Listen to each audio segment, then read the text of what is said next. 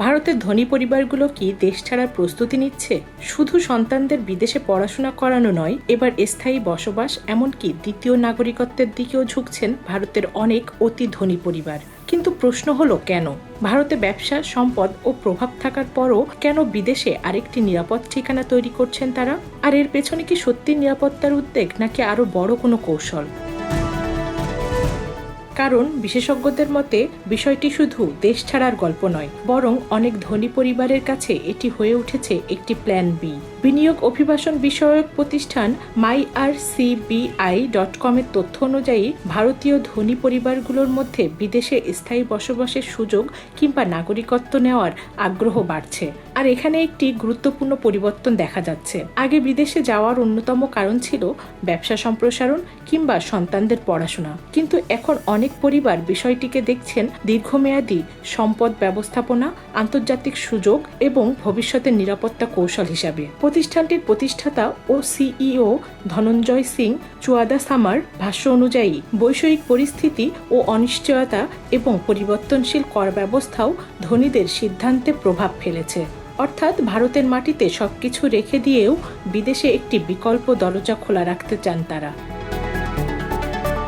তাহলে কারা এই প্ল্যান বি তৈরি করছেন? প্রতিবেদন অনুযায়ী যে উদ্যোক্তার ব্যবসার মূল্য 100 কোটি রুপির বেশি, আর্থিক প্রতিষ্ঠানের ম্যানেজিং ডিরেক্টর ও সিইও এবং উচ্চ বেতনের কর্পোরেট নির্বাহীদের মধ্যে এই আগ্রহ বেশি দেখা যাচ্ছে। অনেকের লক্ষ্য আবার সম্পূর্ণ ব্যবসা গুটিয়ে বিদেশে চলে যাওয়া নয়, বরং সন্তানদের ভবিষ্যৎ ও পড়াশোনা, কর্মসংস্থান সহজ করা, অবসর জীবনের জন্য বিকল্প ঠিকানা তৈরি করা এবং আন্তর্জাতিকভাবে চলাচলের সুযোগ বাড়ানো।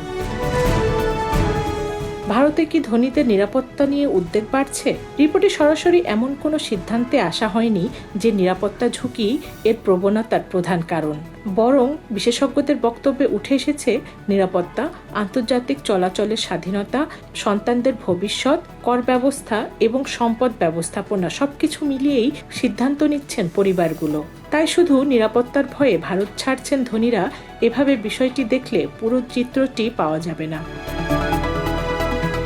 তাহলে বিকল্প ঠিকানা হিসাবে কোন দেশগুলো বেছে নিচ্ছেন ভারতীয় বিনিয়োগকারীরা? তালিকার উপরের দিকে রয়েছে যুক্তরাষ্ট্র, পর্তুগাল, গ্রিস ও সংযুক্ত আরব আমিরাত। এছাড়া কয়েকটি ক্যারিবীয় দেশও তাদের পছন্দের তালিকায় রয়েছে, কারণ দ্বিতীয় কোনো দেশে স্থায়ী বসবাসের অধিকার এবং নাগরিকত্ব থাকলে আন্তর্জাতিক ভ্রমণ, শিক্ষা, চিকিৎসা এবং ব্যবসা সম্প্রসারণের ক্ষেত্রে বাড়তি সুবিধা পাওয়া যেতে পারে। আর এই প্রবণতা শুধু মুম্বাই বা দিল্লির ধনীদের মধ্যে সীমাবদ্ধ থাকছে না। প্রতিবেদন অনুযায়ী গুজরাটও দ্রুত গুরুত্বপূর্ণ হয়ে উঠেছে, কারণ গুজরাটে অনেক উদ্যোক্তার ব্যবসা এখন ভারতের সীমানা ছাড়িয়ে আন্তর্জাতিক বাজারে বিস্তৃত। ফলে তাদের কাছে দ্বিতীয় রেসিডেন্স বা নাগরিকত্বের প্রয়োজনীয়তাও বাড়ছে। তবে এখানে একটা বিষয় খুব গুরুত্বপূর্ণ। বিশেষজ্ঞদের মতে দ্বিতীয় রেসিডেন্সি বা নাগরিকত্ব নেওয়া মানেই ভারত ছেড়ে দেওয়া নয়, বরং অনেক ধনী পরিবার হয়তো বলতে চাইছে আমরা ভারতেই থাকব, ব্যবসাও করব, কিন্তু ভবিষ্যতের সব দরজা যেন এক জায়গার উপর নির্ভর না করে, এটাই মূলত প্ল্যান বি ধারণা। আর এই বাজার যেহেতু ভারতে এখনো তুলনামূলক নতুন, আগামী 2 থেকে 3 বছরে এর চাহিদা আরও বাড়তে পারে বলে ধারণা করা হচ্ছে। তাহলে কি ভারতের ধনীরা দেশ ছেড়ে পালাচ্ছেন? রিপোর্টের তথ্য বলছে বিষয়টি এতটা সরল নয়, এটি বরং একটি নতুন মানসিকতার ইঙ্গিত। দেশ ছাড়ার চেয়ে প্রয়োজনে দেশ ছাড়ার সুযোগটা নিজের হাতে রাখা। কিন্তু প্রশ্ন থেকেই যায়, এই প্রবণতা যদি আগামী কয়েক বছর আরো বাড়ে, তাহলে ভারতের অর্থনীতি, বিনিয়োগ এবং ধনী উদ্যোক্তাদের ভবিষ্যৎ পরিকল্পনায় এর কি প্রভাব পড়বে? এর উত্তরটাই হয়তো আগামী দিনের সবচেয়ে গুরুত্বপূর্ণ প্রশ্ন।